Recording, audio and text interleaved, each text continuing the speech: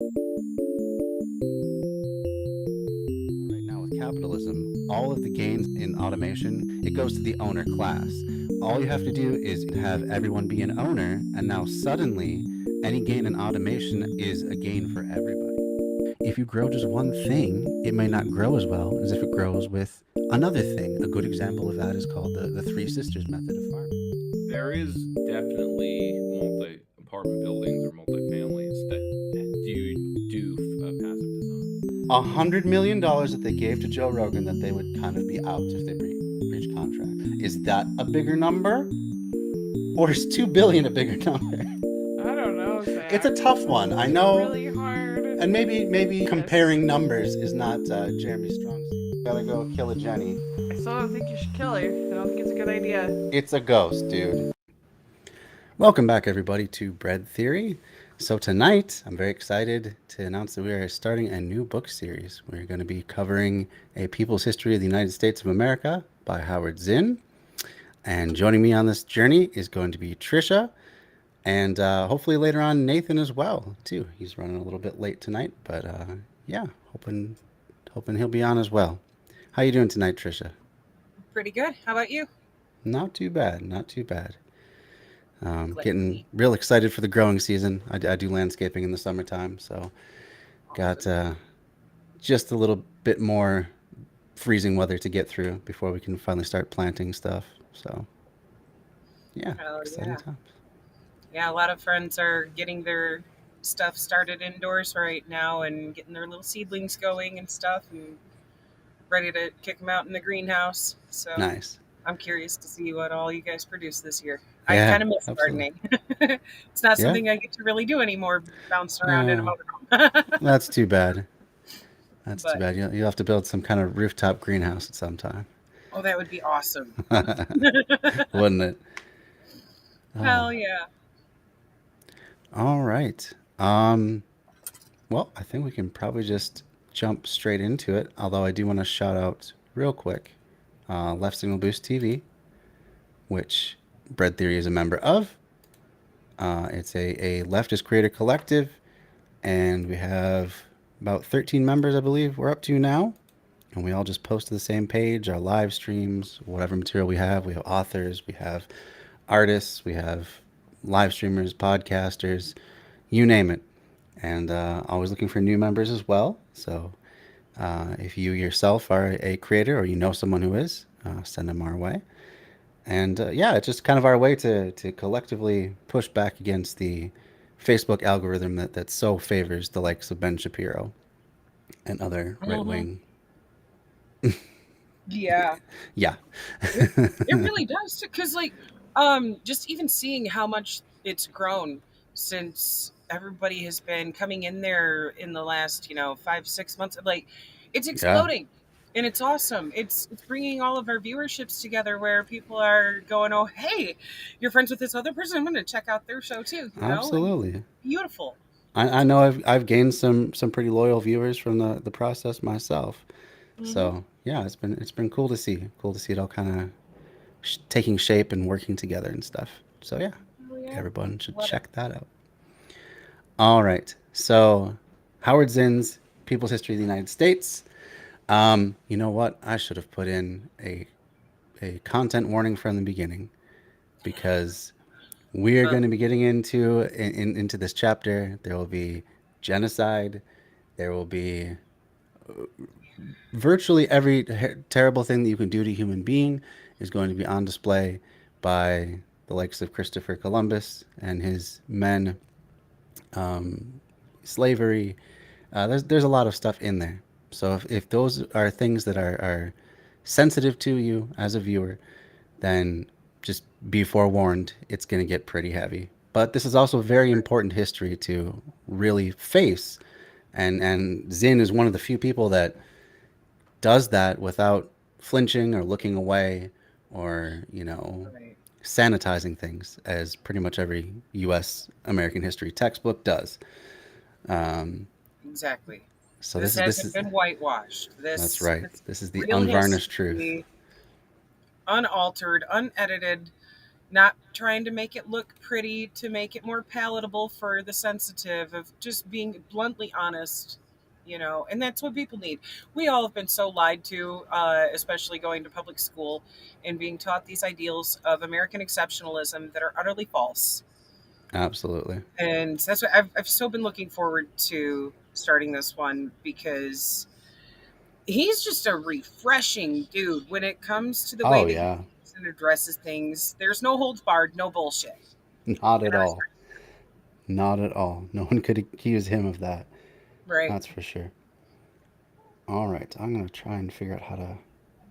I'm trying to edit it on the fly here so that it will reflect the content warning. I'm not sure if I should put it before the title or after. Is there even like a subtitle line there? Sometimes There's a subtitle. Yeah, maybe I should just put it in the subtitle. just like trigger warning. This is honest history here. Not for the faint of heart. This is for if you want to really learn about what's actually happened here on Turtle Island. It's this idea of America is just, it's colonizer shit. Mm-hmm.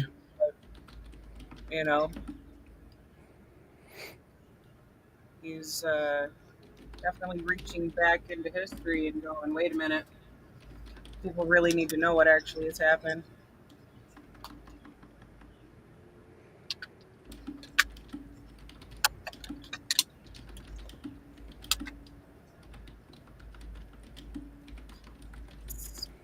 All right. I'd say that should cover it. Okay.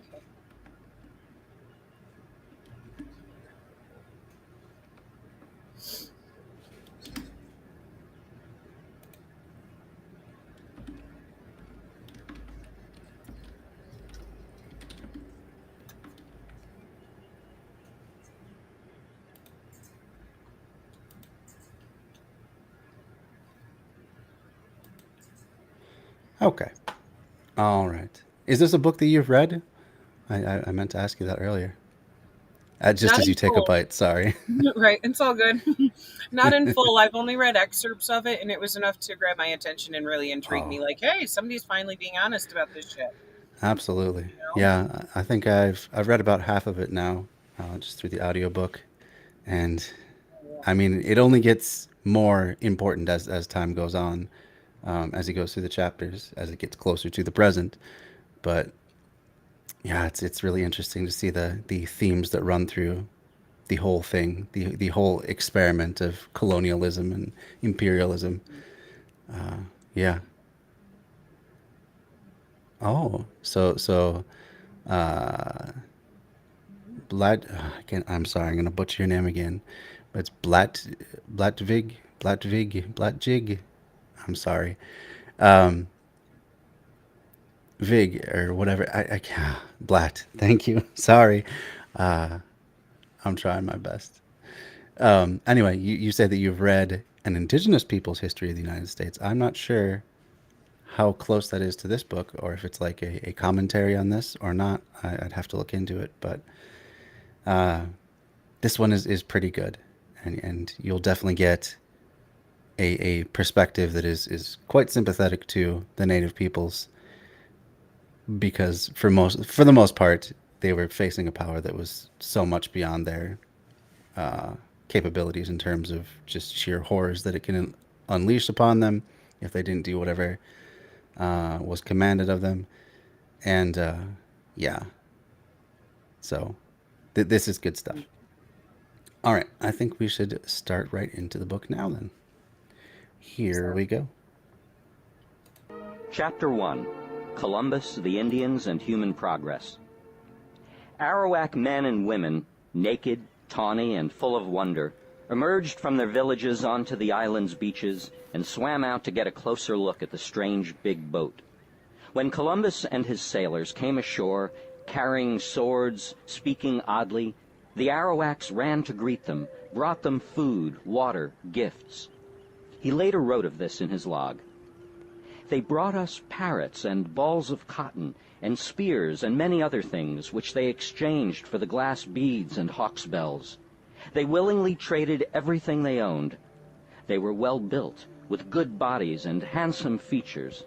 They do not bear arms, and do not know them, for I showed them a sword, and they took it by the edge, and cut themselves out of ignorance.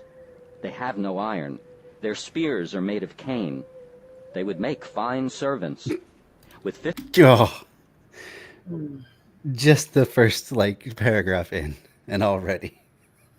That's Columbus for you. He was a cunt. Yeah. He's like, wow, they're just such gentle, kind, generous people. Man, they make really good slaves. Like that's his first thought about, or second thought about them is it'd be so easy to just subdue them all. Oh, how wonderful this is for us.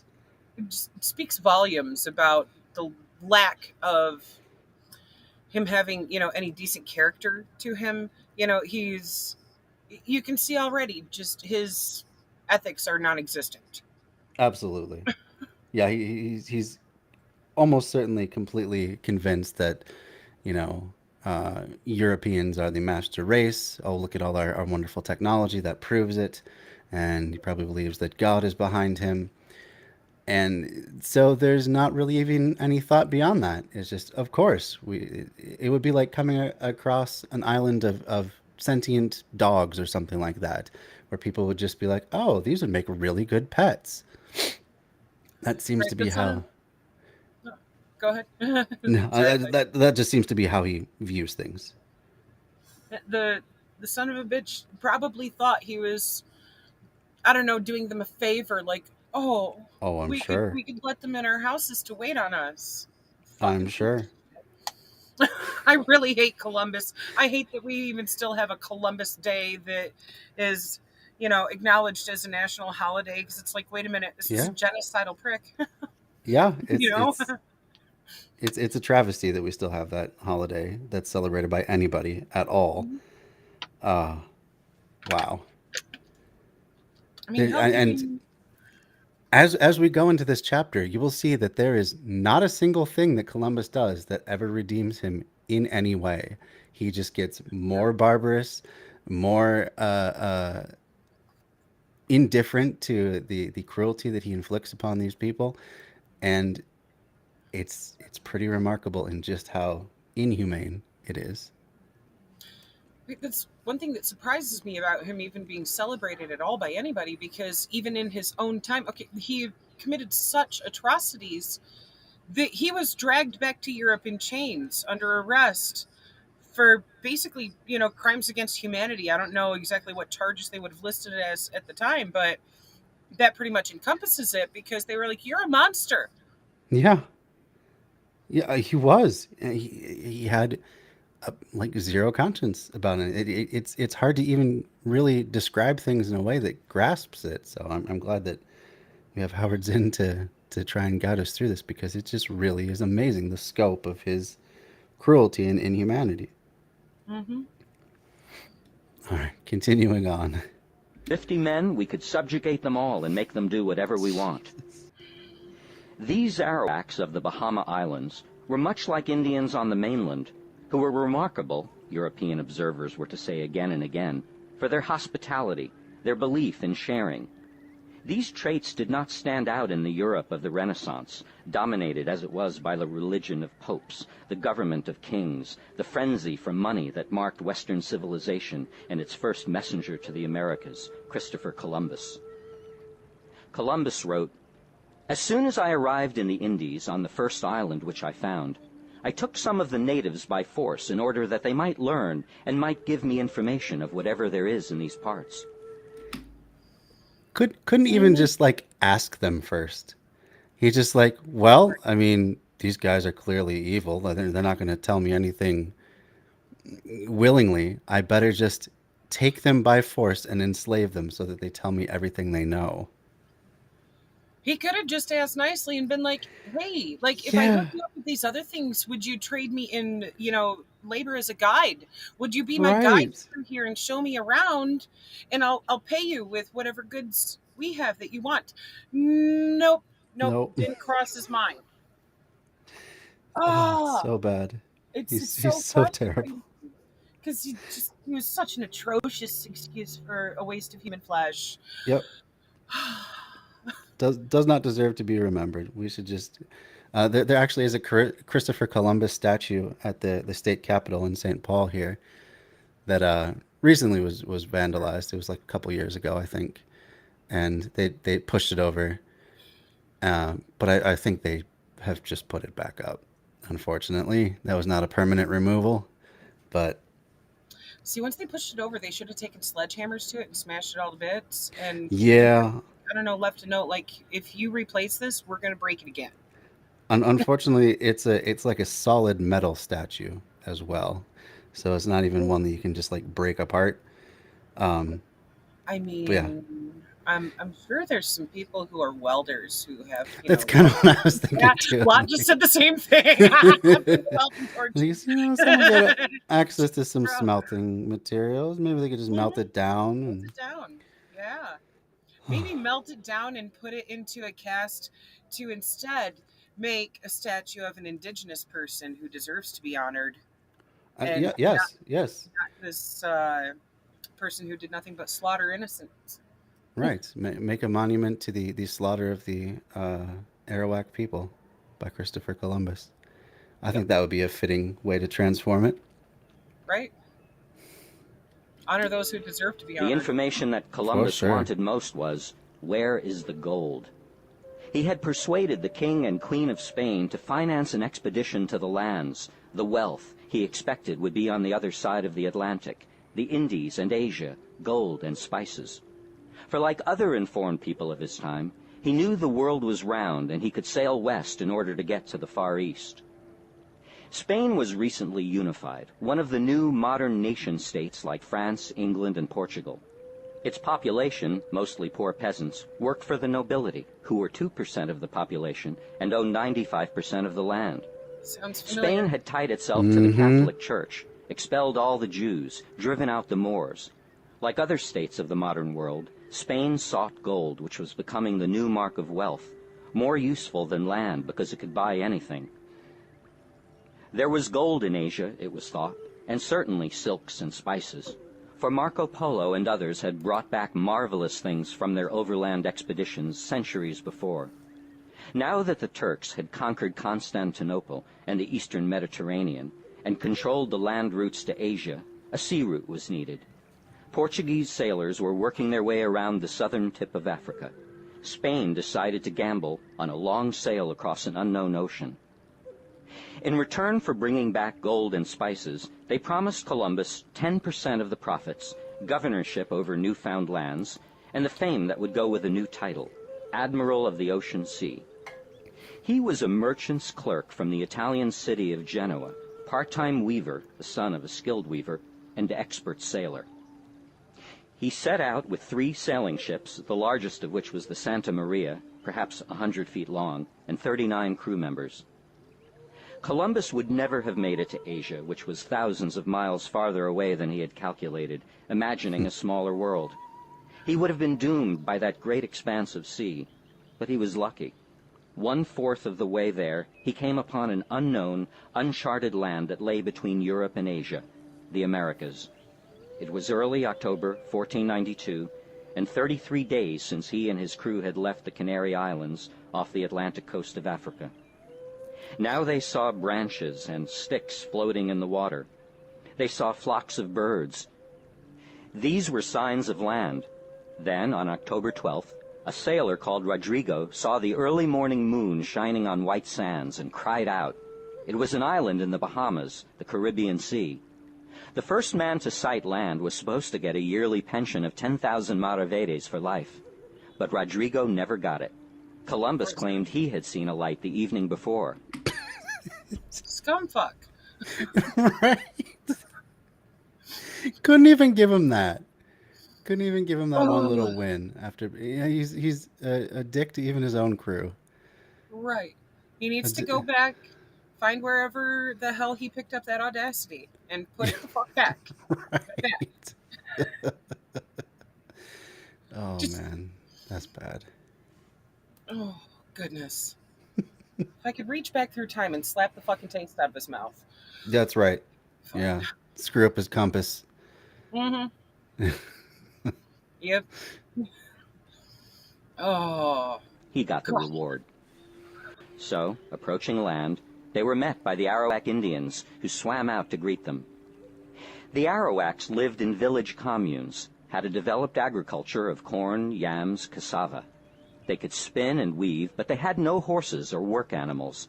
They had no iron, but they wore tiny gold ornaments in their ears. This was to have enormous consequences. It led Columbus to take some of them aboard ship as prisoners because he insisted that they guide him to the source of the gold. He then sailed to what is now Cuba, then to Hispaniola, the island which today consists of Haiti and the Dominican Republic.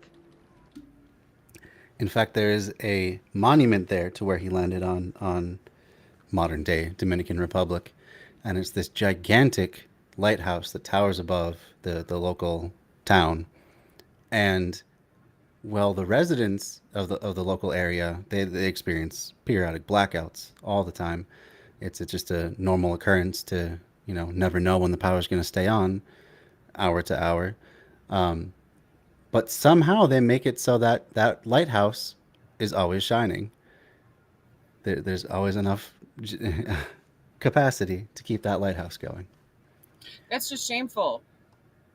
Yeah. They care more about lighting up this monument to an asshole than about Yeah. making sure their own people have some electricity in their homes. Yep. What That's the hell? absolutely true. Yeah. Another But monument. it's all for the tourists. I mean, Dominican Republic is a pretty impoverished nation. They depend a whole lot on tourism to bring in dollars, and so it's so that the tourists always have something they can go look at and take pictures around the monument and stuff like that. That's Once again, so many better monuments that they could put up there instead right. that would Right. draw more positive tourists. Do you really want the people coming who worship Columbus and his Right. kind? No, I'd rather have people coming. If I lived there anyways, I would rather have people coming who wanted to actually appreciate the local culture, Absolutely. not the colonization of it. Yeah, I totally agree. Yep. But yeah, they cater to the very safe and comfortable Americans. All their resorts look the same. I mean, you might as well be in Florida. It looks like Right. the same sort of stuff. The palm trees, the pristine pools, and all this stuff. The daily programming activities and the huge buffets, all this sort of thing. So yeah, Being a little piece of paradise, they should be having those kind of things set up as public pools for the people who actually live there to enjoy. that would be good. Yeah, If anybody should be benefiting from the tourism there, it should be the locals. you would think. But I guess instead it's just the local landowners who own the resorts and tourist packages and all that sort of thing. So yeah, pretty much the same as it is everywhere that capitalism has gained a foothold. Yeah. Gotta first and foremost give your tribute to the owners. Colonizers gonna colonize. What you want to bet? Most of the people who own those resorts are not even, the locals who live there. They're probably rich white people from America who own that shit. Yeah, To yeah, take on the concept like what Mexico has, that unless you're an actual resident and citizen of the country, you don't get to buy waterfront property. yeah. That would be a good step forward. That's for sure. Because yeah, all their resorts are right there on the beach. Mm-hmm. That's what They draws tend to- people Yep. in. Money. Yep. Mm. All right. Continuing on. There, bits of visible gold in the rivers and a gold mask presented to Columbus by a local Indian chief led to wild visions of gold fields. On Hispaniola, out of timbers from the Santa Maria which had run aground, Columbus built a fort, the first European military base in the Western Hemisphere. He called it Navidad, Christmas, and left 39 crew members there with instructions to find and store the gold. So again, his first instinct is that these people are dangerous and he needs to protect himself with a military base. Uh-huh. Another Another taste of colonialism that we still see happening today. Look at how many Oh, military yes. the U.S. government has everywhere that Yeah. they don't belong. Yeah, just even after official maneuvers or operations have ended, just leave behind, 80, 100 bases. What's the big deal? We can use the cover of training the local military to Right. justify keeping our presence there forever. That's what happened in Iraq, and I'm sure there's still military presence in Afghanistan, even though operations have ended there as well. We can put So that in loose quotes if operations have ended. yeah, right. Yeah, because they never end up. It's always mission always creeps towards other goals. You know. Mhm. Yep. Uh, And that's seizure of resources. Plain and Absolutely. Yeah, yeah. Protecting U.S. tradespeople and their interests abroad. simple. It's what we do. He took more Indian prisoners and put them aboard his 2 remaining ships. At one part of the island, he got into a fight with Indians who refused to trade as many bows and arrows as he and his men wanted. 2 were run through with swords and bled to death. Then the Nina and the Pinta set sail for the Azores and Spain. When the weather turned cold, the Indian prisoners began to die. Columbus's report to the court in Madrid was extravagant. He insisted he had reached Asia, it was Cuba, and an island off the coast of China, Hispaniola. His descriptions were part fact, part fiction. Hispaniola is a miracle. Mountains and hills, plains and pastures are both fertile and beautiful. The harbors are unbelievably good, and there are many wide rivers of which the majority contain gold. There are many spices and great mines of gold and other metals. The Indians, Columbus reported, are so naive and so free with their possessions that no one who has not witnessed them would believe it. When you ask for something they have, they never say no. To the contrary, they offer to share with anyone. He concluded his report by asking for a little help from their majesties, and in return he would bring them from his next voyage as much gold as they need and as many slaves as they ask. He was full of religious talk. Thus the eternal God, our Lord, gives victory to those who follow his way over apparent impossibilities. Because of Columbus's exaggerated report and promises, his second expedition was given 17 ships and more than 1,200 men. The aim was clear: slaves and gold. They went from island to island in the Caribbean, taking Indians as captives. But as word spread of the Europeans' intent, they found more and more empty villages. On Haiti, they found that the sailors left behind at Fort Navidad had been killed in a battle with the Indians after they had roamed the island in gangs looking for gold, taking women and children as slaves for sex and labor. Wow. Mighty So yeah, one of them. content warning. That's yeah. The people. So even though Columbus was worse than all of these people, the people he brought along were also just Horrendous. yeah, giant psychopaths. I'm not sad at all. They all perished at the hands of the natives. Right. That was definitely the best result for that group of guys. Yep, they had that coming. They Yeah. literally asked for it. Literally. They fucked around and they found out. Yeah. Yeah. For sure. All right. Moving on. Now from his base on Haiti, Columbus sent expedition after expedition into the interior. They found no gold fields, but had to fill up the ships returning to Spain with some kind of dividend. In the year 1495, they went on a great slave raid, rounded up 1,500 Arawak men, women, and children, put them in pens guarded by Spaniards and dogs, then picked the 500 best specimens to load onto ships. Of those 500, 200 died en route. The rest arrived alive in Spain and were put up for sale by the archdeacon of the town, who reported that, although the slaves were naked as the day they were born, they showed no more embarrassment than animals. Columbus later wrote, Let us, in the name of the Holy Trinity, go on sending all the slaves that can be sold. But too many of the slaves died in captivity, and so Columbus, desperate to pay back dividends to those who had invested, had to make good his promise to fill the ships with gold. In the province of Chicao on Haiti, where he and his men imagined huge gold fields to exist, they ordered all persons 14 years or older to collect a certain quantity of gold every 3 months. When they brought it, they were given copper tokens to hang around their necks. Indians found without a copper token had their hands cut off and bled to death. The Indians had been given an impossible task.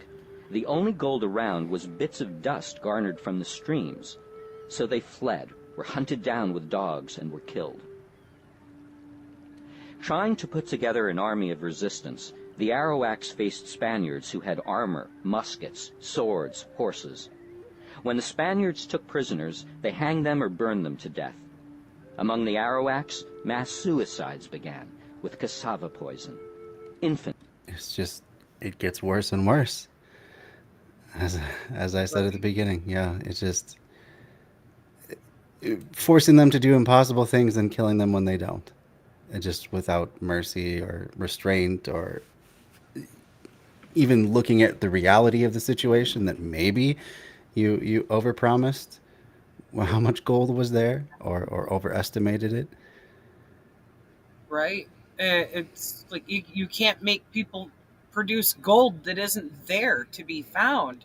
Just because he's stupid and presumed that there is these massive deposits of gold there doesn't mean they actually are. That was his fucking imagination. Yeah, totally his imagination. And God, it just shows what a horrendous waste of human flesh he was once again.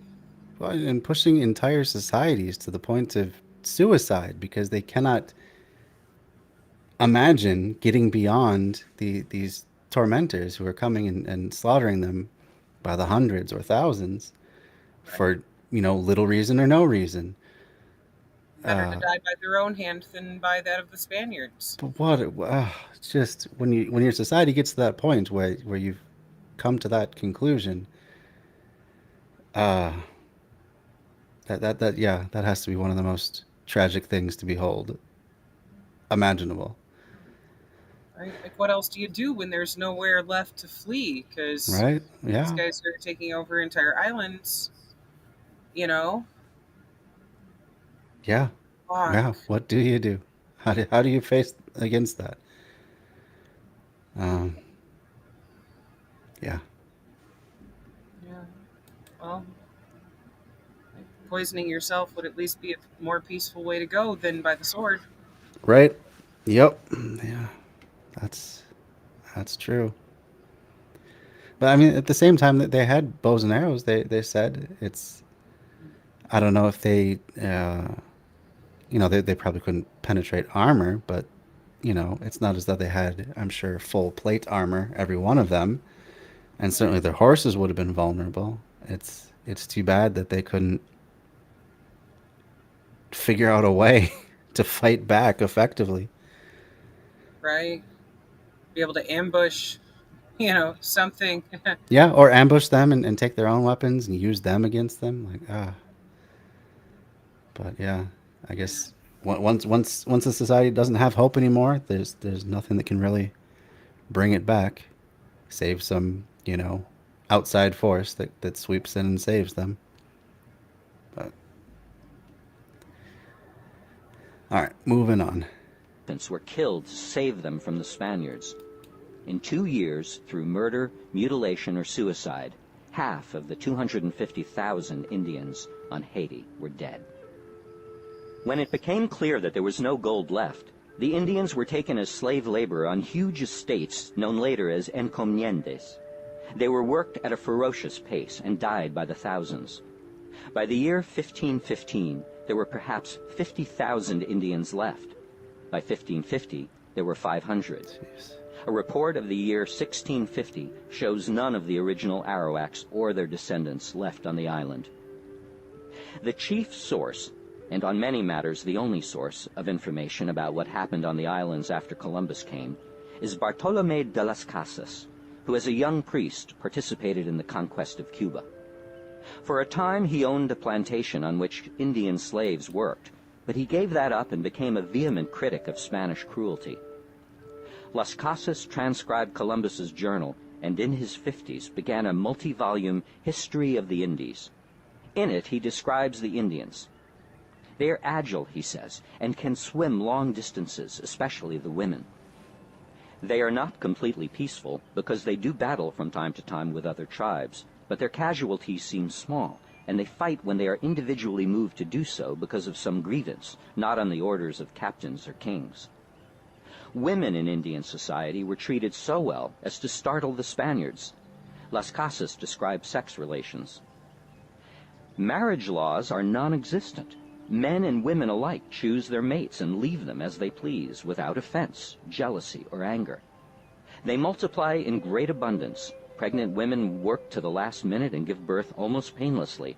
Up the next day, they bathe in the river and are as clean and healthy as before giving birth.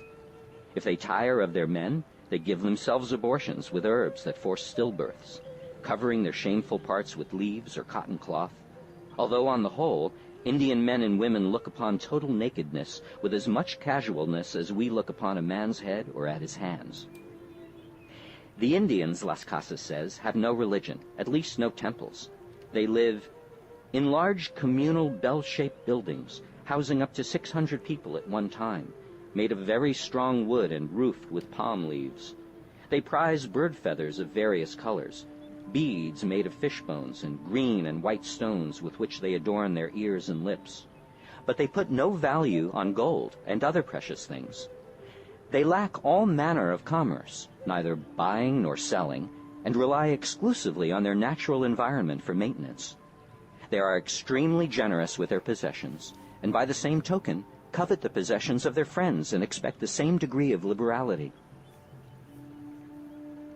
In Book 2 of his History of the Indies, Las Casas, who at first urged replacing Indians by black slaves, thinking they were stronger and would survive, but later relented when he saw the effects on blacks, tells about the treatment of the Indians by the Spaniards.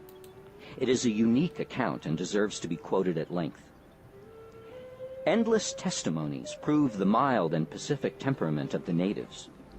But our work was to exasperate, ravage, kill, mangle, and destroy. Small wonder, then, if they tried to kill one of us now and then. The admiral, it is true, was blind as those who came after him, and he was so anxious to please the king that he committed irreparable crimes against the Indians. Las Casas tells how the Spaniards grew more conceited every day, and after a while refused to walk any distance. They rode the backs of Indians as if they were in a hurry, or were carried on hammocks by Indians running in relays. In this case, they also had Indians carry large leaves to shade them from the sun, and others to fan them with goose wings. Total control led to total cruelty. The Spaniards thought nothing of knifing Indians by 10s and 20s, and of cutting slices off them to test the sharpness of their blades. Las Casas tells how 2 of these so-called Christians met 2 Indian boys one day, each carrying a parrot. They took the parrots, and for fun, beheaded the boys. Ugh. Sick motherfuckers. Yep. How do you get to that point in your life where you treat human life so casually? Like, how do you treat any life so casually? Right? I couldn't imagine treating animals that way, where you would just test the sharpness of your knife on them, cut them up for fun. That's what psychopaths do. Literally. It's like, Literally. yeah, That- that's like, one of the. so many psychopaths for one mission. Yeah, that's right. Yeah, he must have just put out a call for psychopaths, and boy, they showed up. Like, what, does he go to prisons to recruit amongst the murderers? I. Come the fuck on. This is horrible. It's fucking horrendous. It's absolutely horrifying. The abject cruelty that people can inflict on one another, and what a tragedy too. All of the cultural knowledge and rich history that has been completely wiped out by the complete genocide of the Arawak people. Like this is total genocide. This goes beyond, you know, ethnic cleansing of a ethnicity in a country. This is like total genocide, Yep. and yet this man is still revered, and you know, good stories of his deeds are told. I'm speechless. And you know, Me too. I keep the thing for me that no, to be at a loss of words is not a thing in my life. right. Yeah. Uh, what the fuck? It's all I can really muster. Right. How is It's this like person or any of those who are with him still celebrated? that's a good question. That's a good question. It makes no sense to me, other than he's just been absolutely whitewashed. Um, you have to wonder, like, even slavery in the U.S. is not this much whitewashed, is not this much sanitized. History books, by and large, although I've heard of ones in certain southern areas that talk about how nice slavery was, but for the most part, American children still grow up understanding that slavery was bad, and Right. the enslavement of African peoples was a crime against humanity.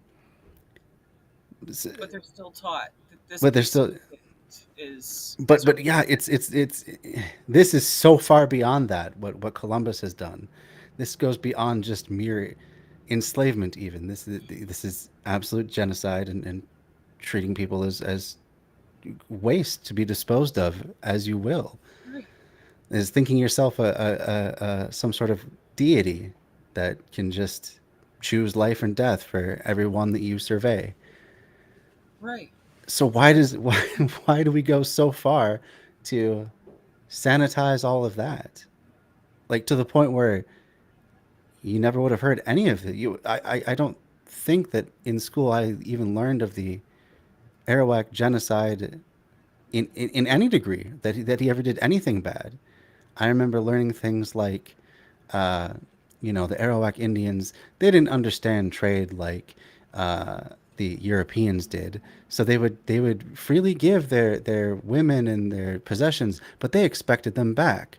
And this is the origin of the phrase, and I'm not going to say the phrase, but it would be Native American and the way that you trade. Putting those two together. If you've ever heard that epithet before. Uh-huh. Uh, Yep. um, so, Of like it was a concept of sharing that these people from Europe did not fucking understand, oh, absolutely. because for tens of thousands of years before having the horrific luck to come across white people, indigenous tribes lived collectively. They A had lot of them communism did. before the word communism existed. Of look, we're all here. We all have everything we need provided by nature. We create, we share of it. Yeah, yeah. That was much more common pre-Columbian, virtually anywhere. Right? Um, yeah. Um, There was certainly no. there were not. Certainly there was not genocide. Certainly there was not. These large-scale wars that Europeans introduced to the continent. Right. Um, but yeah. Like he sorry. No, go ahead. I was just gonna say, like he was saying earlier, of like they weren't going to war because a chief or other leader had told him to. It was if you have a personal issue with somebody Yeah. who caused you harm, then you have the right to address that harm and take it up with that person. It wasn't a matter of like entire tribes and nations going after each other because somebody else fucking told them to. Right. Yeah, I recently read David Graeber's book, The Dawn of Everything, and he was talking about how that was a much more common frame of mind that these various, um, I guess, anthropologists would come across with the indigenous American people, that they would make fun of the Europeans for how much they were scared of authority and how much they just did what they're told without thinking and stuff like that, and that it was much more common to be a lot more independent. um, and you may follow a leader into battle or to a place to live or whatever, but it was not the same degree of absolute control, or at least that was not very common um, amongst the various Native American tribes. Right.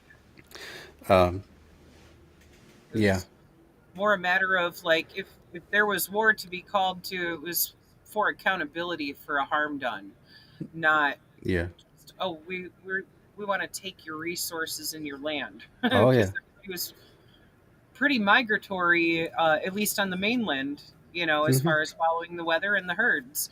Um, so it wasn't even cut yeah. like Well, that. that would It be was simply if somebody needed to be held accountable for something messed up that they did. for sure, for sure. Yeah. So It was how it did was so Europe get to this point where this was commonplace as a way of thinking? I, I I think it would just have to be the the the widespread adoption of like feudalism and absolute monarchs and these ideas of like divine control over right. everything that you can get your hands on, which eventually led to ideas that form the basis of capitalism. Um, Yep. it's just crazy the way that these people view the world and other people and resources. How they view absolutely everything as resources. It's all, what can I plunder? What can I get rich off of? It's like their entire mindset. Um, And to use religion to try to justify it, like we're yeah, following absolutely. God, so God's giving us all these resources. Look at all the slaves God just gave us. Right. Yeah. Just you just kind of like backwards justify it at every turn. Oh, we had this thing that seemed pretty horrible. Well, it's because God was giving us good stuff. He's showing favor to us because we are the obvious chosen people. It's It's disgusting. yeah. Um, but yeah, getting back to the idea of how Columbus is taught in American schools, I just don't get why we go so far. Because it's not as though he even ever saw the North American continent. He only ever landed in the Caribbean. He never set foot on, Florida or any other nearby land at all. So he doesn't even have a direct connection geographically to any place in the United States, but we bend over backwards to venerate him. It's just so bizarre. Refer to him as the person who discovered America. Motherfucker, you cannot Yeah. discover a place where people already live. Well, right. I mean, all I can really figure is that it's just so wrapped up in this idea of manifest destiny that these white people were just destined to own this land, that they have to go so far to say, well, obviously the first guy that found this area was doing it for noble reasons, and he was just an explorer out there seeing what the world had to offer, and all these other ways that his legacy is sanitized. Because then if you were to look at the real Columbus, that I suppose that might call into question the entire project of Manifest Destiny as a whole. People might start questioning, well, did Europeans have to go and conquer all these lands, destroy all these native cultures and societies in the process, run people away, give them diseases? Maybe that was a bad thing too. So, Right. It's one of those things that, like, where the hell did they even get the idea that they were entitled to go to other right? places and steal resources? They want to talk about trade, but they weren't even trying to trade. Oh no. They were just like, we found you and we found that you have nice stuff that we want, so we're just going to enslave you and force you to take us to your resources. Right. What the hell? Right. Uh, Once again, the audacity. Turn around, put it back where you found it. Put Right. it back. For sure. It's absolutely true. Right. Um, It's so messed up because in a lot of Christian, white supremacist parochial schools and stuff, they still teach this idea of the manifest destiny. Like, you are entitled to this simply for being born with little pigment. Get the fuck out of here. You know? It's crazy. It's literal insanity. Yeah.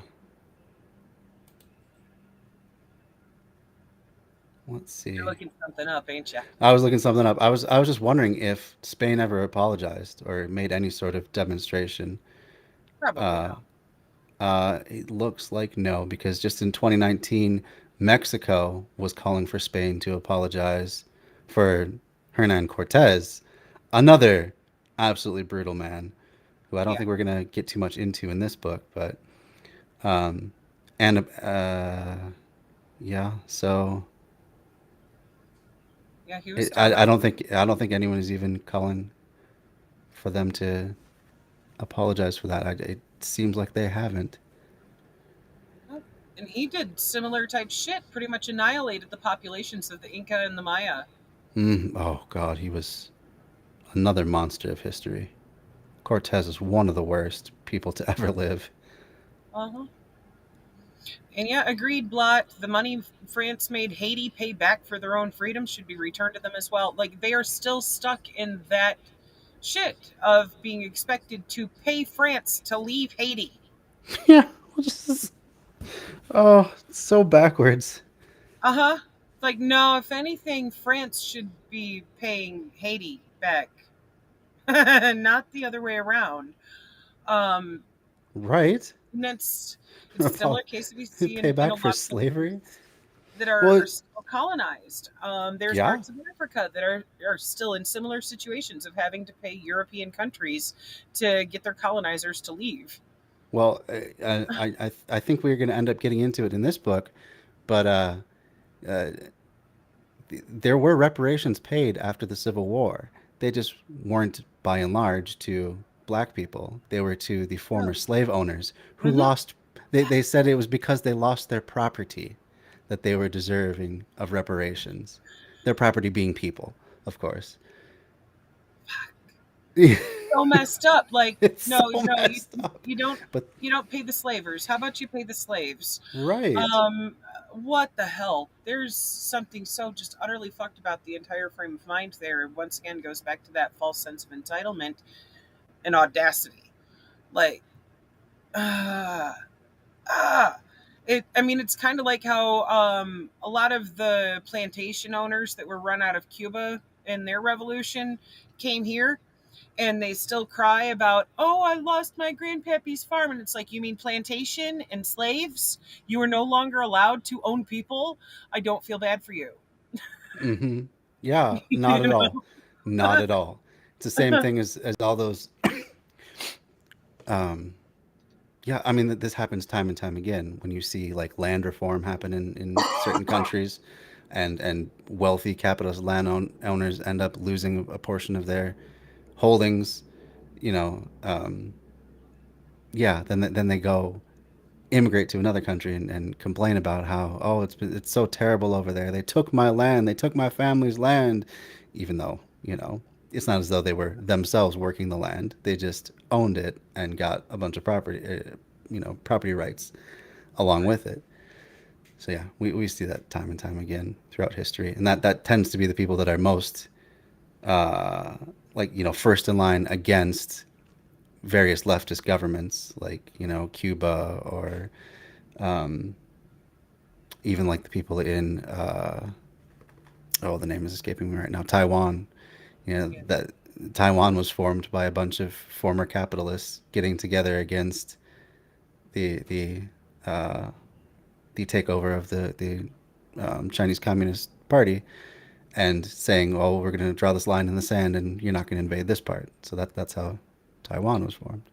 Right, right. That's not a real country. It's Yeah. only called one because of the United States and its allies being like, sure, you're the few capitalists left. We'll acknowledge your independence. Right. Yeah. It's And it's it's it's like, all just political games in order to get leverage on political enemies, which in that case is China. right. And much like in Cuba, the majority of the people in China are members of the Communist Party. And I mean, even right now, they still have a small amount of capitalism being allowed, but they Oh, sure. use the majority of the profits from that to actually hold up their social network there of making sure that people have housing, food, healthcare, education. Right. Yeah. All They've those. literally ended poverty because of putting strict restrictions on capitalism. And Right. when their billionaires mess up, guess where they go? Well, They, yeah, you know, that's true. they They actually have their stuff set up in like 5-year segments as far as their plans of working more towards being fully communist, mhm. um, and should be there pretty soon within our lifetimes. That would be amazing if they reach that goal. Uh-huh. Yeah. But Like yeah, I those. mean, it's hard to say that they're. I mean, yeah, it would be hard to say that they're behind us in any way because they have so many things that only our most progressive politicians ever talk about getting for us. Universal health care and housing and all these things. So Even you know, transportation. whether or not someone believes that they are truly a socialist country economically, whatever it is that you believe about the country, it's hard to argue with at least those results, you know. Right. Right.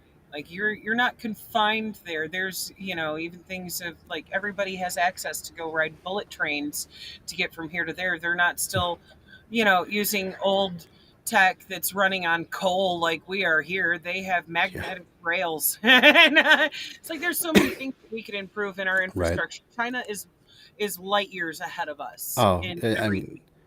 mean, in just the past decade, they crisscrossed their entire nation many times over with high-speed rail. We have Hmm. zero high-speed rail lines.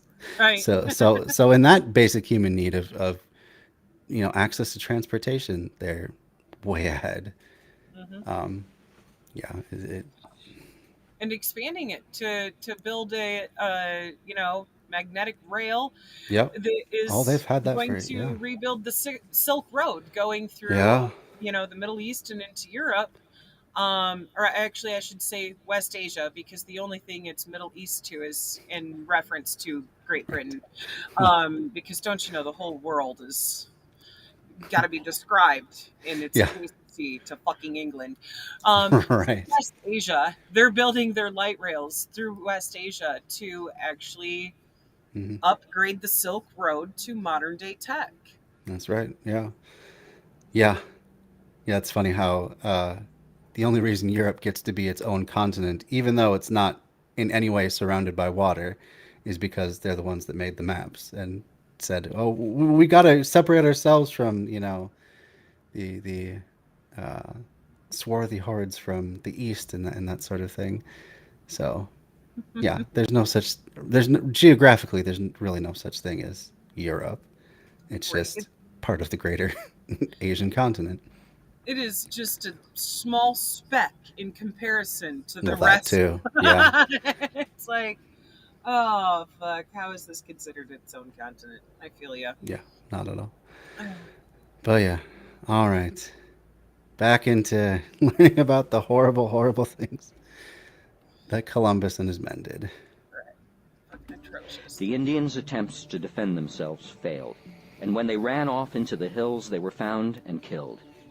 So, Las Casas reports, they suffered and died in the mines and other labors in desperate silence, knowing not a soul in the world to whom they could turn for help. He describes their work in the mines.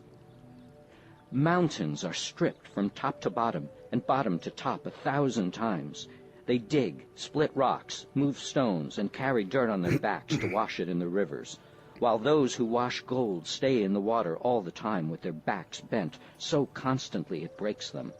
And when water invades the mines, the most arduous task of all is to dry the mines by scooping up pans full of water and throwing it up outside. After each 6 or 8 months' work in the mines, which was the time required for each crew to dig enough gold for melting, up to 1/3 of the men died. While the men were sent many miles away to the mines, the wives remained to work the soil, forced into the excruciating job of digging and making thousands of hills for cassava plants. Thus, husbands and wives were together only once every 8 or 10 months, and when they met, they were so exhausted and depressed on both sides, they ceased to procreate. As for the newly born, they died early because their mothers, overworked and famished, had no milk to nurse them. And for this reason, while I was in Cuba, 7,000 children died in 3 months. Some mothers even drowned their babies from sheer desperation. In this way, husbands died in the mines, wives died at work, and children died from lack of milk. And in a short time, this land, which was so great, so powerful and fertile, was depopulated.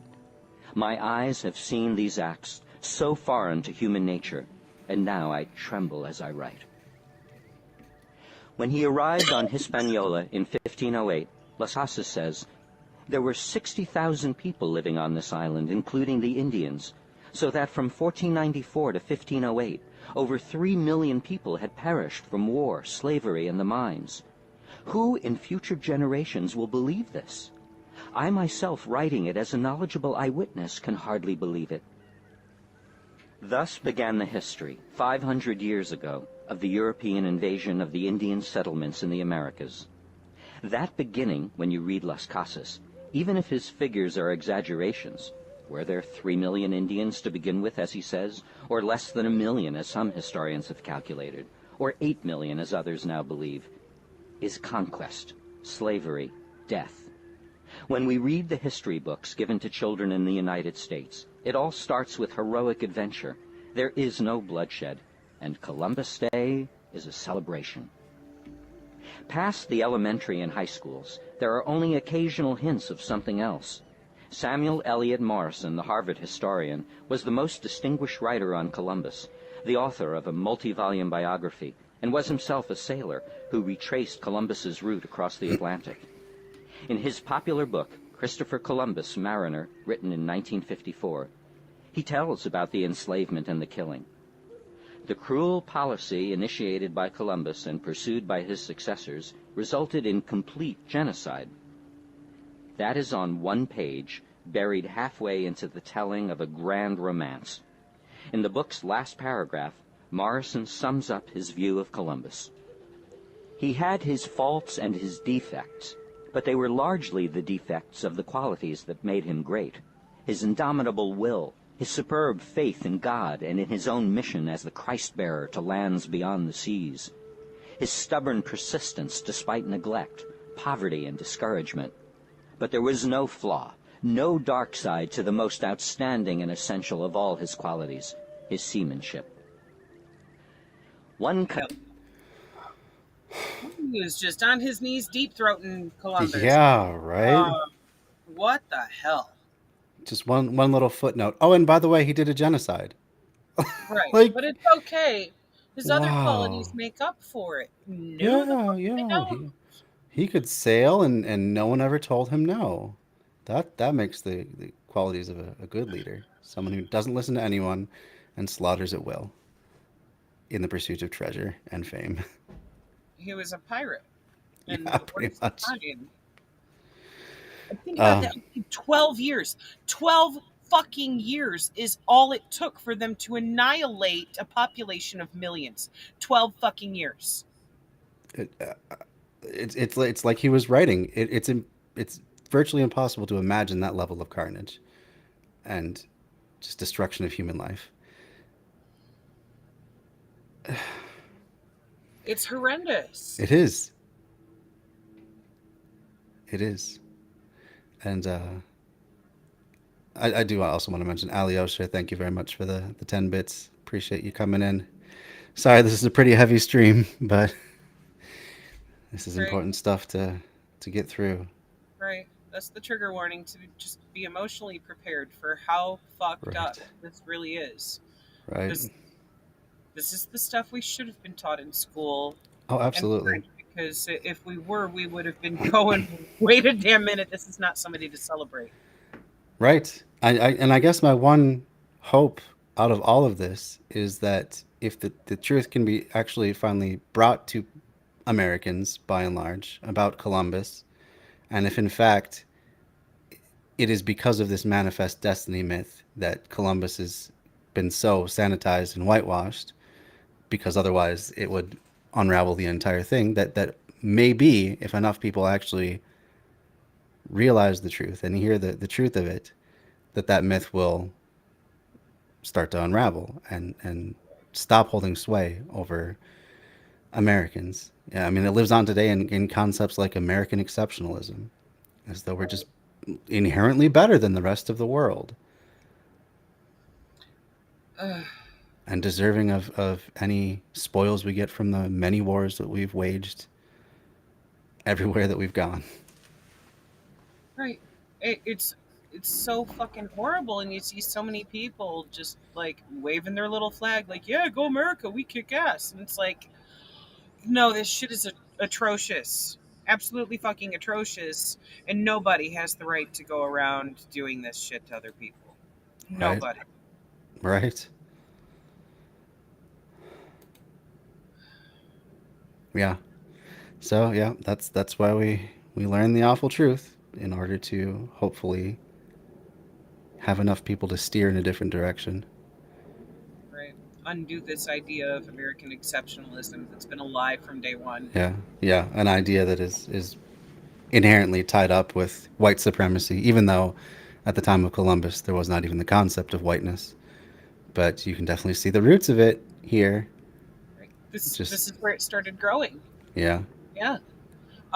This is why they created this concept of whiteness, to be able to to justify justify. treating others as subhuman, as just animals. Right. This right here is the very roots of it. So it Yeah. was not long after this, during the 1500s, that concept actually started being taught, of like, see these subhumans that we found on this other land, they only deserve to work for us. Yep. This is why. And it's Yeah. like, that's utter bullshit. Oh, absolutely. But it's the easiest way to convince, you know, entire societies to go along with your project of wiping out other people for profit and adventure. Um, as long as you can convince people that, oh no, it's not really people that we're hurting, it's less than people. Yeah. As long as you can dehumanize your enemy, then you can justify in the minds of most people anything you do to them. And yeah, I've even seen it recently. I was arguing with people. There was this one group on Facebook that was trying to hold up child soldiers in Ukraine as a good idea. As like, well, the argument would go, well, they're being invaded. They have no other options. They're going to die anyway. We might as well arm children. And I was just taken aback that so many people were on board with this idea. And so I started Right. pushing back a little bit, and people just dogpiled me like incessantly. Like, what do you want them to do? They're going to die anyway. What do you want them to do? I'm like, I don't know, but I don't want them to arm children because, well, here's all the reasons why. For one thing, it's a war crime. This is why it's a war crime. It is incredibly traumatic to the children, on top of already being in a war zone and on top of already losing friends and family. You're going to even further traumatize them. And beyond that, it's incredibly ineffective. It's not as though children are ever going to push back an army. Right. So, what really is the point other than some really sadistic, you know, form of heroism that, oh, these children, they love their country so much that they'll help us push out the bad guys. Um, It's like, no, they're and just little kids who don't know what else to do, and they've right, never been trained in using of firearms. course, So, like, they're more likely to accidentally shoot one of their friends or family members on accident than be able to do anything to actually help protect themselves or anyone else. They're true, children. They shouldn't have that burden put on their shoulders. absolutely. And I kept trying to impress this upon people, but they just wouldn't get it.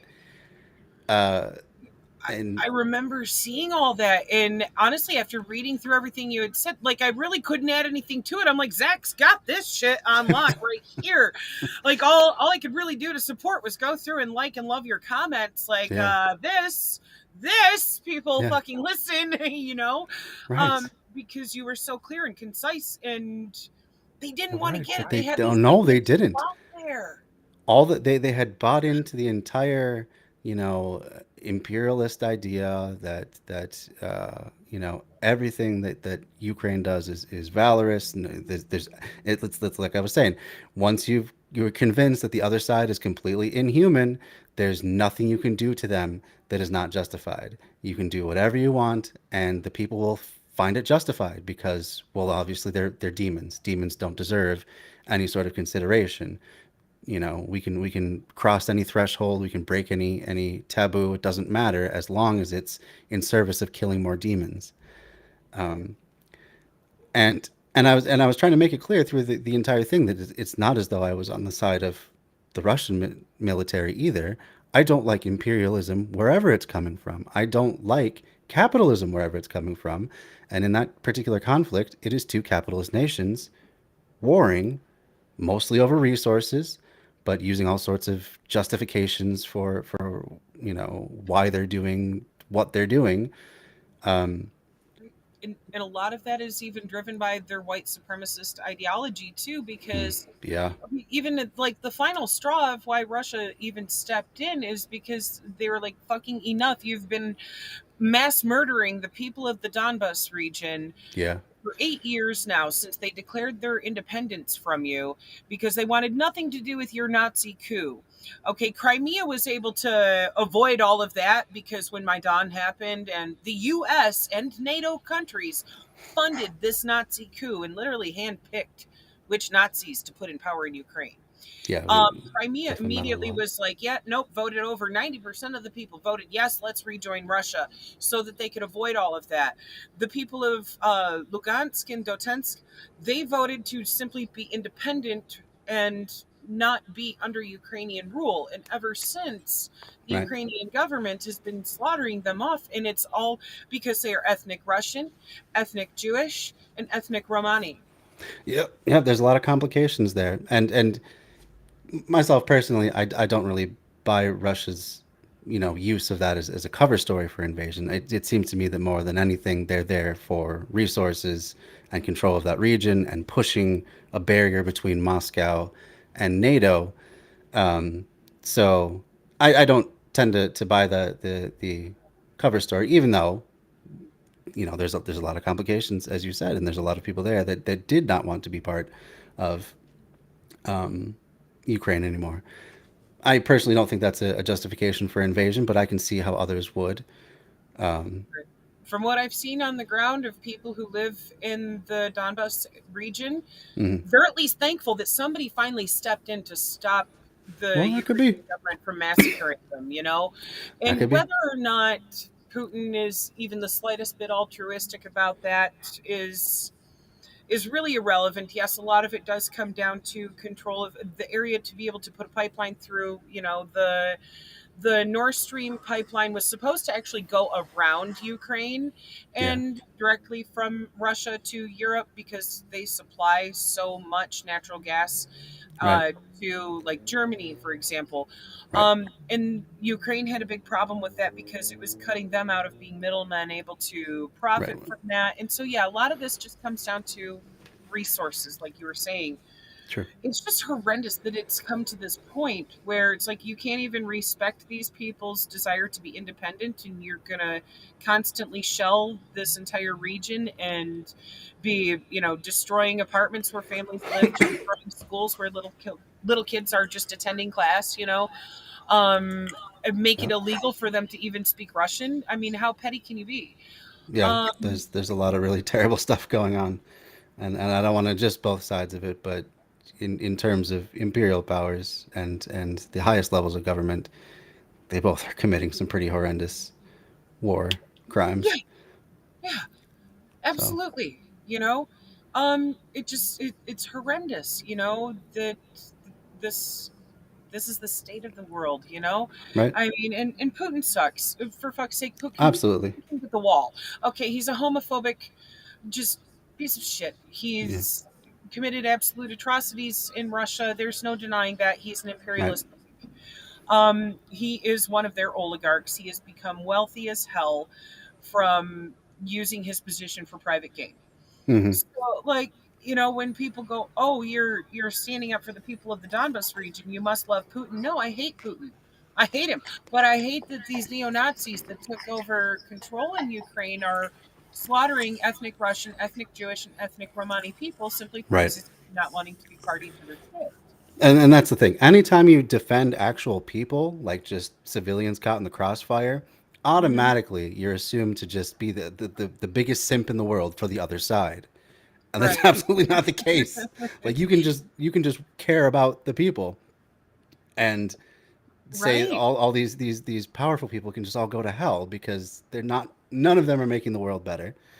Right. It's And like, and no, I want to call out the Ukrainian government, the US government, all the NATO governments, and the Oh. Russian government because all of them are playing imperialist wars. Oh, Who yes. suffers is the The common people. people. Yeah, absolutely true. Good to see the amazing Wolf Skeptic. Yeah, I'm happy to see you here too. Welcome back. We are tackling some pretty heavy subjects today, so just be forewarned. Doing the People's History of the United States of America, and we are talking about the absolute genocide of the Arawak people.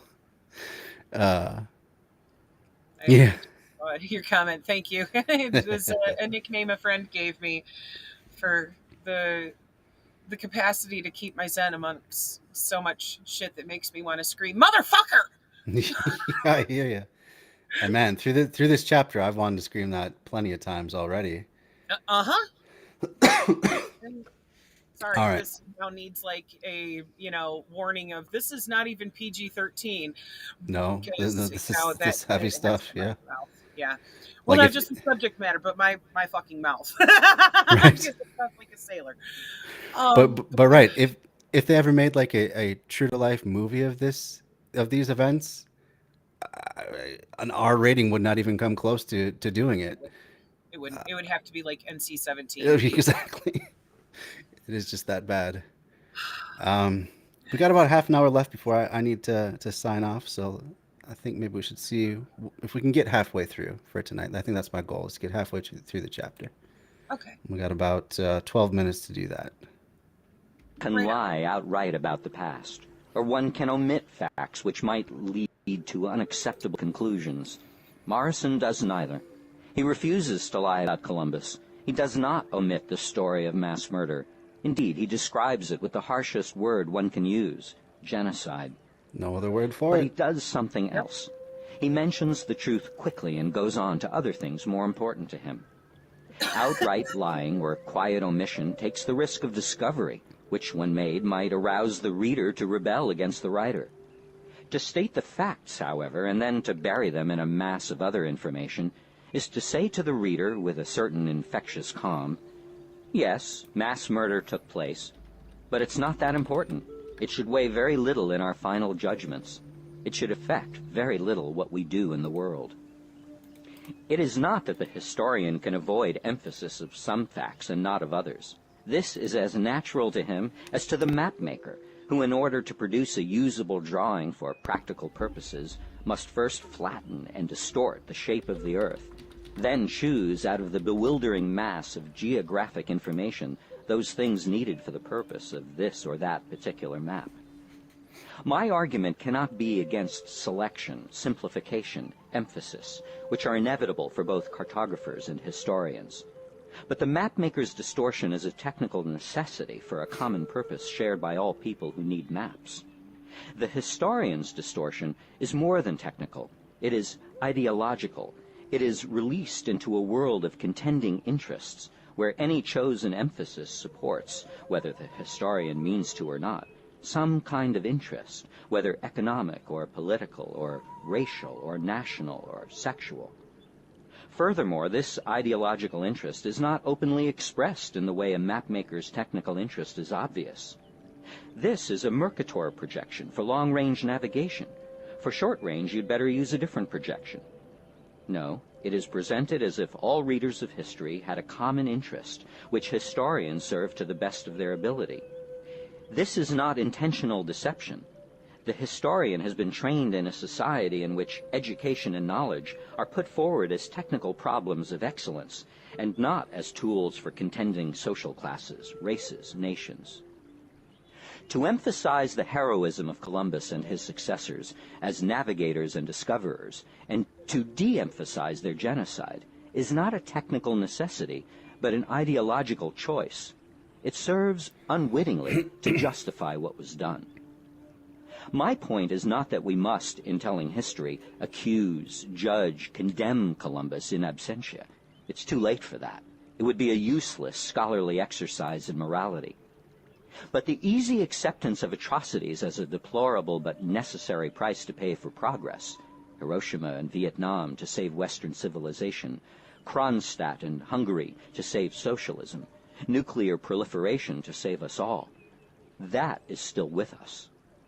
One reason these atrocities are still with us is that we have learned to bury them in a mass of other facts, as radioactive wastes are buried in containers in the earth. We have learned to give them Trying to pause it there for a second. This reminds you a lot of the whitewashing of Martin Luther King Jr. that happens every Martin Luther King Jr. Day. How the only quote that the right ever remembers of his is, I have a dream that one day my children will be judged by the content of their character rather than the color of their skin. And then that's the only part that they ever examine ever again about him.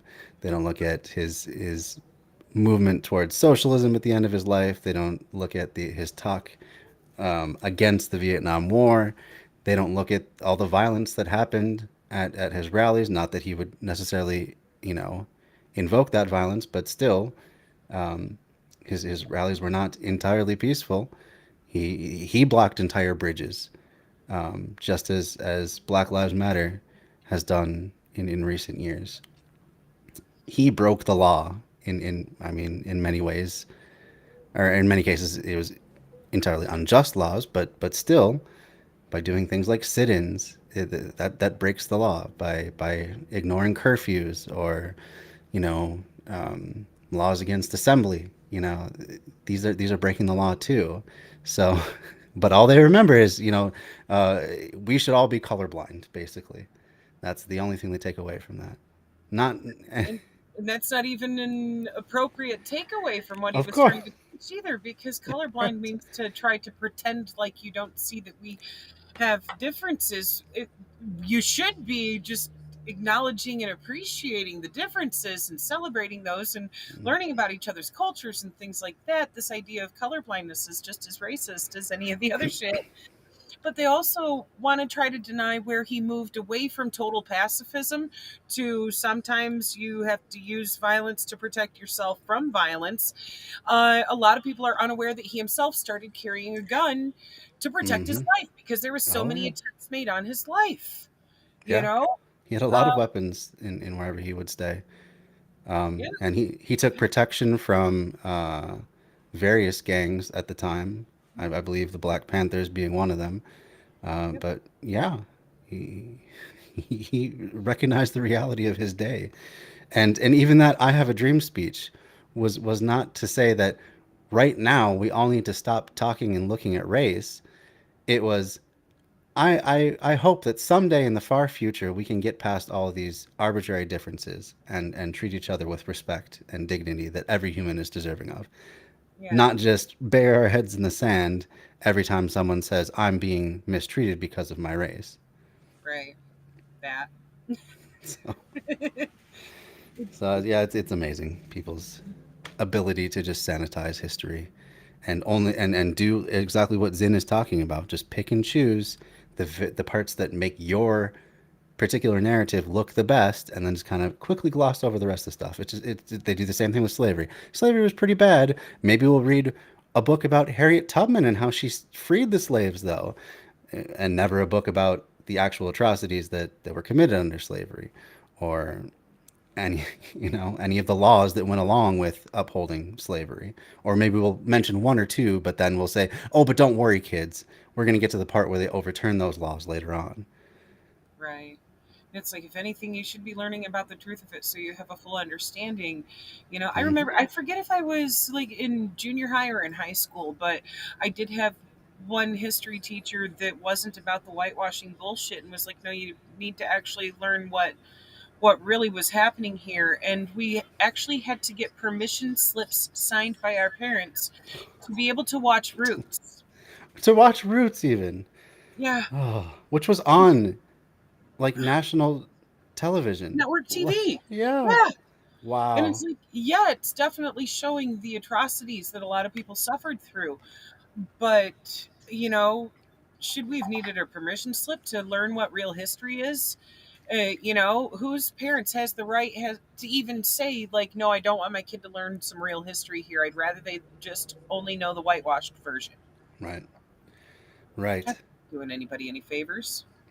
Oh, and quick shout out too to LeVar Burton, who was in Roots and has been just like one of the always on the right side of history sort of people, like his Yeah. entire career.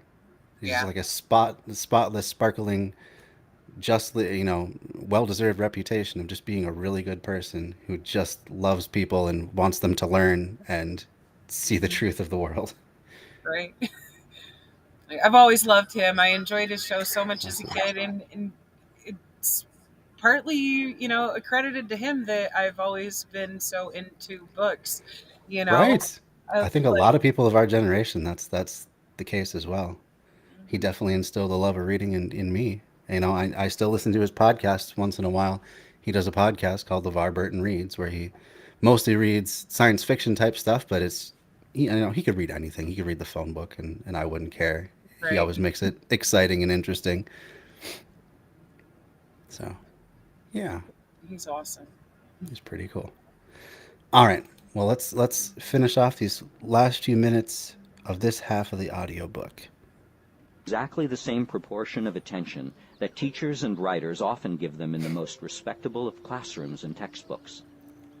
This learned sense of moral proportion, coming from the apparent objectivity of the scholar, is accepted more easily than when it comes from politicians at press conferences.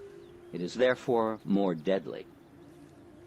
The treatment of heroes, Columbus, and their victims, the Arawaks, the quiet acceptance of conquest and murder in the name of progress, is only one aspect of a certain approach to history in which the past is told from the point of view of governments, conquerors, diplomats, leaders. It is as if they, like Columbus, deserve universal acceptance, as if they, the founding fathers, Jackson, Lincoln, Wilson, Roosevelt, Kennedy, the leading members of Congress, the famous justices of the Supreme Court, represent the nation as a whole. The pretense is that there really is such a thing as the United States, subject to occasional conflicts and quarrels, but fundamentally a community of people with common interests. It is as if there really is a national interest represented in the Constitution, in territorial expansion, in the laws passed by Congress, the decisions of the courts, the development of capitalism, the culture of education, and the mass media. History is the memory of states, wrote Henry Kissinger in his first book, A World Restored. Jeez. Kissinger of all people. Right. Uh, He seems to be one of those guys that always crops up where he's speaking the truth, but he's doing it in a way that shows that he just doesn't care. Like he's really happy that empires exist and we can just conquer whoever we feel like, and you know. right. It, it it's another moment of flabbergasted and lack of words. Like, what the fuck? Right. We're again that attitude of entitlement and the audacity that goes along with it are Mm-hmm. come to play there in the way that he describes things. Like, yeah, acknowledging the atrocity, but being like, but it's cool because we did it. Right. I mean, Exactly. Exactly. oh fuck! It's so frustrating. Mm-hmm. It absolutely is. People really don't need, to be taught to justify atrocities in such a manner. Right. Yeah. We should be learning maybe instead to think for ourselves, to seek out different points of view that are not always as Zin was talking about, written from the people that were the conquerors and have the most vested interest in painting themselves in the best light possible. Yeah, seek a wide variety of opinions and points of view as we're looking at any issue. Right? especially like the priest that was mentioned earlier Yeah. that started out as a supporter, and then as soon as he saw what was actually happening, was like, oh, wait a minute, nah, this is messed up. You know. Oh, that, Uh, I mean, what a place of utter helplessness he must have been feeling, going through all of that, realizing that everyone around him was completely psychopathic, and that he was not, and that there was basically nothing he could do to change the tides of history at that time. Right. I mean, if he had even spoken up directly to them and not just in what he was writing and sending back home, he would have Right. been killed on the fucking spot. Oh, absolutely. I mean, yeah, these are people that will casually decapitate children. You think they're going to think Right. twice about, beheading a someone just because they're a Catholic priest? Not likely. Nope. They'd probably try to pass off the blame too and pretend like he was killed by one of the indigenous Oh, people and not absolutely. by their own hands. Yeah. You know, just to Just to not. use it to justify more cruelty. Yeah. Yep. But yeah, thank goodness he didn't just completely give up hope and just throw in the towel and even end his own life. Thank goodness he carried on and kept those memories with him long enough to write it down and pass it along to people that have preserved it all this time. Because otherwise, who knows what view we would have Right. of these times. Right. So Like I he's guess one of seldom few sources that we have for accurate information on just how horrible all of this was. I guess that goes to show that, even if things are absolutely hopeless in your mind as they are now, you can still do good by documenting how things are and passing it along to future generations to hopefully not make the same mistakes.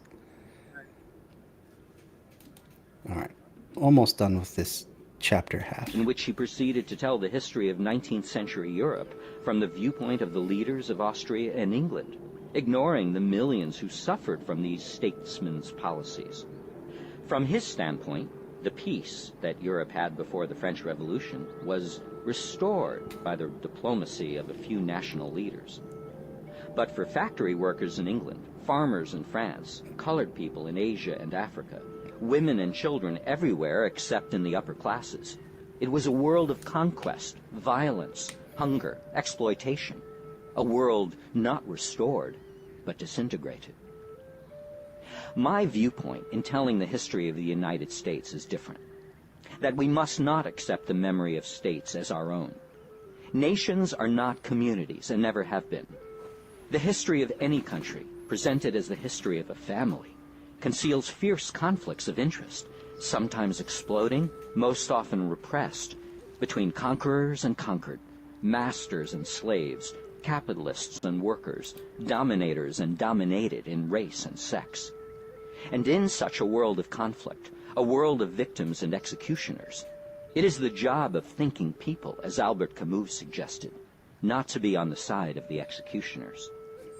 Thus, in that inevitable taking of sides which comes from selection and emphasis in history, I prefer to tell the story of the discovery of America from the viewpoint of the Arawaks, of the Constitution from the standpoint of the slaves, of Andrew Jackson as seen by the Cherokees, of the Civil War as seen by the New York Irish, of the Mexican War as seen by the deserting soldiers of Scott's army, of the rise of industrialism as seen by the young women in the Lowell textile mills, of the Spanish-American War as seen by the Cubans, the conquest of the Philippines as seen by black soldiers on Luzon, the Gilded Age as seen by Southern farmers, the First World War as seen by socialists, the Second World War as seen by pacifists, the New Deal as seen by blacks in Harlem, the post-war American empire as seen by peons in Latin America, and so on, to the limited extent that any one person, however he or she strains,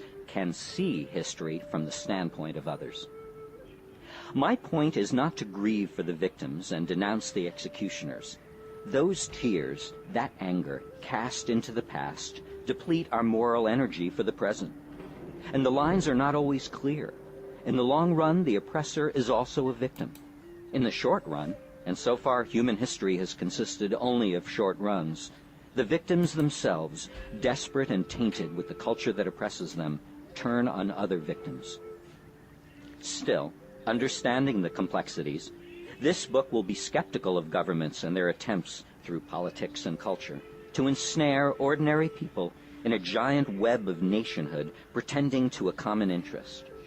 I will try not to overlook the cruelties that victims inflict on one another as they are jammed together in the boxcars of the system.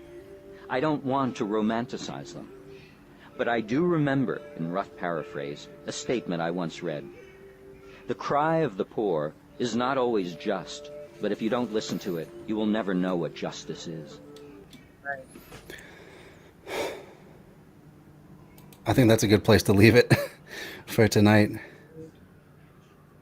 I like the approach he even takes with this because it's not like he is, as a white man, trying to speak for any of those people. Oh, He's absolutely. literally trying to their writings, their statements of what actually happened in their experiences, and just reading those. Right. That's one thing that I really like about this book is how many like primary sources he takes, how many quotes from actual people that lived it go into it. And, you know, as we'll see in later chapters, that sometimes becomes problematic because he uses the racial epithets that the people themselves used. And Right. I do plan on making censored versions of each of these chapters that take out the racial epithets because I don't think it Not adds to the necessary. story. I think we can do without hearing them, and we know what they are, whether or not they are fully said. Right. We don't we don't need to hear them out of the mouth of Howard Zinn. But That's right. you know, to even get the context of this is what this person had to say about their experiences, that realness is what needs to be brought to the table. For sure. For sure. Yeah. Comes All back right. to, you know, that phrase of history being written by the ones who won whatever battle By or the war it victors. was. Yep. Yep. Yeah. Yeah. So this is vitally important, in my estimation, that we see the other side of all of these issues, because it's part of the human experience. It's part of our collective human history. So it's important to know. And like this is the type of stuff that, you know, educators are discussing wanting to bring to the table in public schools. Right. And literally, okay, it's the opposition that has dubbed it critical race theory in order to try to taint it in Right. this light. And it's like, no, this is just actual history that hasn't been whitewashed. It is Right. unfucked with history. Right. Yeah. All the women at PTA meetings just clutching their pearls because their little Timmy is going to learn things that make him uncomfortable as a white boy. Right. And He might see a picture of grandma protesting desegregation and yeah, realize grandma's right. a racist. Yep. Yeah. Oh, And the laws being passed in certain states that outlaw the teaching of history in a way that makes children uncomfortable for who they are, which how broad could you possibly be? You can apply that to virtually any teaching of any history. Someone's going to be offended by it, and someone's not going to like the way that it's being cast. So I guess that just means avoiding all history at some point. Maybe that's what they really want. You know, they just want a really dumb populace that they can just funnel whatever history they would like into their heads, um, the or, ignorant or or even just completely made up narratives, Mhm. that serve their political purpose. That's precisely it. You're being indoctrinated Mm-hmm. when you're being taught falsehoods. Mm-hmm. You know, it's literally steering you to think this way. They're not doing what they should as educators in teaching you how to think critically. They're just telling you Exactly. what to think. Exactly. Yeah. They want you to grow up loving America, never questioning anything, and just being good little patriots that work in the factories or whatever business for meager wages and just keep hoping that the American dream's around the corner for them, even though Right. it's never going to come for vast majority. Right. In the words of George Carlin, it's called the American Dream because the only fucking way you'll believe it is if you're asleep. Yeah, right. Yeah, I mean, we were just looking last night at the issue of homelessness and housing and stuff like that, And for literally half of wage workers in this country, their household income is not enough for a one-bedroom apartment in Nope. any city in the country. Um, so yeah, where's that social mobility now? Where's that chance to move up and fill your potential? Only if you won the birth lottery and your family was wealthy enough to put you through school. And that's it. And Or that's it. And if you're willing to, float away the rest of your fucking life's earnings to take out student loans that you'll never be able yeah. to afford to pay on top of the cost of living. Well, I mean, Easy. even then, I went to grad school and now have a career that has nothing to do with my degree, and I'll have to be paying back those loans as long as I can imagine. Right. So even that's not a guarantee anymore, if it It's ever funny. was. My degrees have never earned me a dime. Everything that I do is self-taught, stuff that I had to, go, okay, where can I put my other traits to use here that might actually feed both my soul and my belly? Um, because, you know, with things the way that they are, even with those degrees, it's like good luck getting into a place when there's hundreds of applicants for one opening, things like that. My the only good purpose my degrees have served is being able to share that knowledge of biochemistry with others to help address their own personal health. There you go. So, at least there's that. But Yeah, uh, yeah. 50 student loans, and that's after paying for the first degree in full. Wow. Still Wow. got, yeah, Jeez. yeah. Yeah, I'm still paying on my undergraduate student loans as well. I still have a little ways to go on that. And that, even if I had never made a career out of urban planning, I still would have liked to have done that undergraduate because I did learn a lot. And, when you're an undergraduate, you do have a more wide variety of courses. So it still opens up your mind to a whole lot of stuff either Yes. way. But if I had to do it over again, I definitely would not have gone to grad school because it has gotten me no further, uh, just deeper in debt. I Um, mean, honestly, it shouldn't even be a I should close myself off to this education thing. It should be this shouldn't be behind a paywall thing. well, That absolutely. education is necessary for survival, therefore it is a human right. I agree.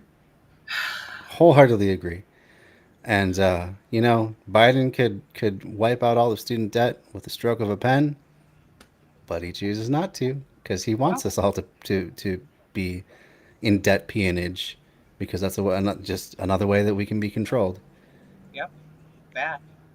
And That. yeah, It's literally keeping a stranglehold on so many people's finances, where it's like, even if you can still afford to keep a roof over your head and food in your belly after paying them student loans every month, you're not thriving, you're just barely surviving. You don't have money to go and even take a vacation, if you even get any paid vacation time off from your job at all. you know if you do, it might be a week.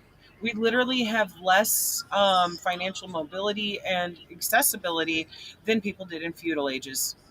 yeah, yeah, which is incredibly sad. But yeah, and much less or much more oversight in our daily work than all those people had as well. They were basically left to their own devices to produce, wheat or whatever resource they were charged with producing. And as long as they made their payments on time, I mean, the lords didn't really care what they did. Right. Whereas I mean, for my delivery job that I just got done with, there was literally a camera pointed at my face for my entire route. And they claimed it was for, in case anyone tries to rob you, then we can get photographic evidence of it and stuff like that. But it was Then why is it pointed at on your my face? face. I know. Exactly. Why Yeah. was it not pointed out the door then? Curious, but Fuck. you know, They just want to see the reaction on your face, not see the criminal's face.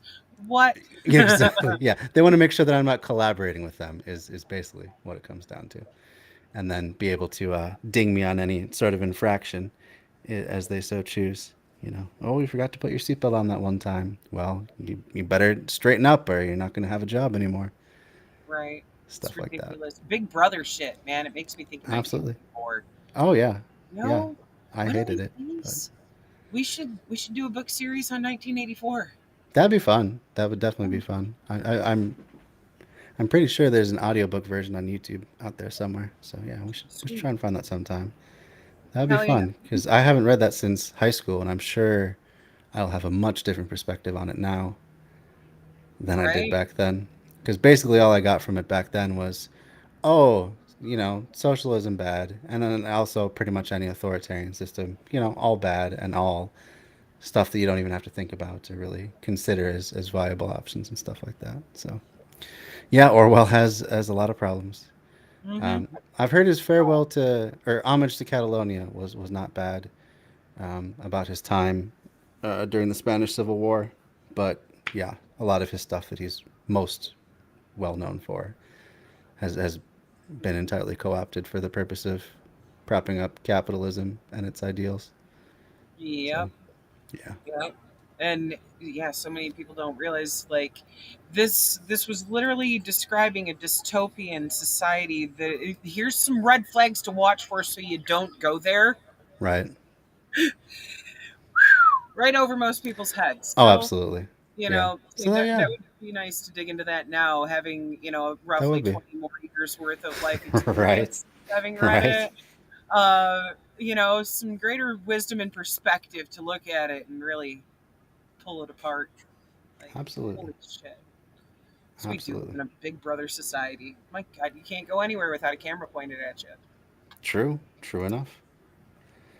All right. I think this will be a good place to stop for the night. Thank you very much, Trish, for joining me once again. It's always Thank fun to you have for you having on me. and get your perspective. Thank you. Um, I always love coming on. These yeah, absolutely. conversations are awesome. Yeah. Yeah, I totally agree. I look forward to I look forward to Wednesday when we continue on with Alexander Berkman's "What is Communist Anarchism." Absolutely. Me too. Are you gonna come I'm say so hi, glad we Amanda? finally got to start this Yeah. one. Well, I'm about to sign off, so you better come quick. Oh, sorry.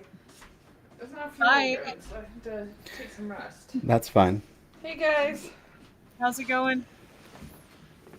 What did you guys talk about? You know I can't hear anything because you have the earpiece. Oh yeah, here. Oh, you want to have the headphones on real quick?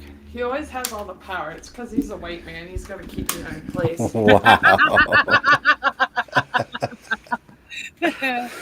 Oh, man.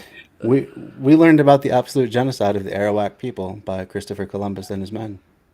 I don't think my brain could have processed that, so it's probably good that I said This that. is a banger of one to start out with. This is some of the most horrific stuff that appears in this book. So But we don't do that stuff here. yeah, right. We do it other places to other people now, Right. and then also to the poor sometimes. We just we don't talk about that as much. Well, Celebrate. that's because they're poor. We don't talk about them because they don't got money. That's right. Hashtag capitalism. Right?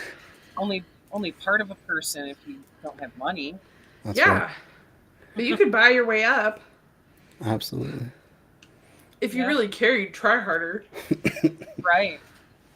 Come on, where's your merit? We're a meritocracy. Yeah. So you live. Don't let the fact that you're not a mediocre white man hold you down. Yeah. Right. Right? Yeah. I'm sorry. Yeah. No, that's fine. Oh man, it just gave me flashes in my head of white men in trucks going live, and and it's just like, oh, Oh. Oh my goodness. Yeah. So Blatt says hi to you as well. He's Hello. been watching in the audience. I can't see anything right now. Oh, you have your contacts out, huh? Yeah. Well, that's fun. And I don't know It's where my flying blind. glasses are. Probably in the bathroom. Probably. That's You need future me one problem. of those tile things you can use your phone to find your glasses too. I think the tile might be a little awkward on the glasses. Well, hey. To tell Apple to invent something smaller that you can put in glasses. a little like sticker with a chip in it to slap on the bow. Yeah. There you go. Something cute. All right. Well, did you have any parting thoughts as we wrap up for tonight? Just same as usual. Capitalism sucks. This country needs a major revamp, and I could get on this for a long time, but I shouldn't. Sure, you should. It's good. Good to have your perspective. I'm scouting out the lefties at work, and it's really fun. I found one today. Yes. Hell yes. Oh, and were you gonna ask Trish about doing the show tomorrow night with her? Yeah, we gotta plan some mental health extravaganza. I'm Bread down. tube takeover. Or bread theory takeover. Yeah, I don't have control over all of BreadTube, believe it or not. Tuesday But you segment. can take over my channel at least. Head theory. Oh, that's No, that's it. that's no. I I've think I think decided. you need a rework on that title there. No I like time it for though. You might be re-edit. outvoted here. That theory. That's ooh, I like that a lot. I knew I should. Please pick a different thing. I have a reputation to uphold here. Well, we'll brainstorm it. I think head theory is great because we're staying on brand. Okay. Then we could have like the triangle divided up into the sections of the brain. No, you're not taking my symbols too. I mean, I don't have time to design that. I have to like go to work and stuff. Trisha, do you have design time? Yes, I was just about to offer. So, yeah, let's toss some ideas around for a logo for this show. Yes. And thank you also for following Tiana Min Square. It's very clever. This is incredible. All right. Well, it's really time to get going for Okay. tonight. So say goodbye to everybody. All right. Well, Facebook. We'll plan. Head theory.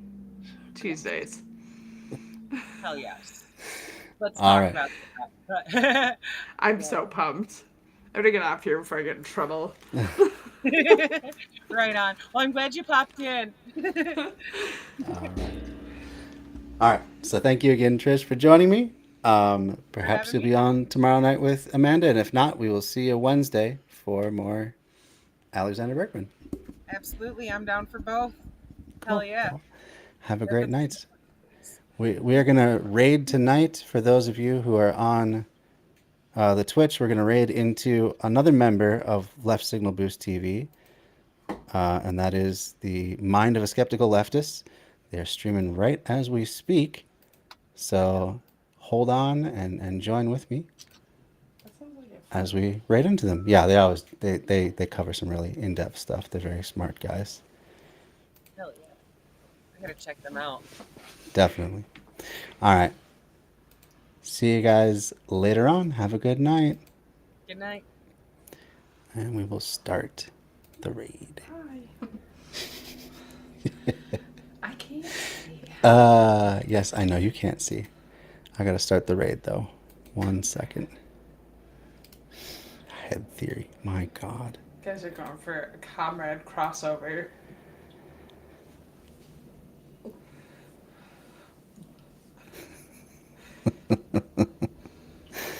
All right.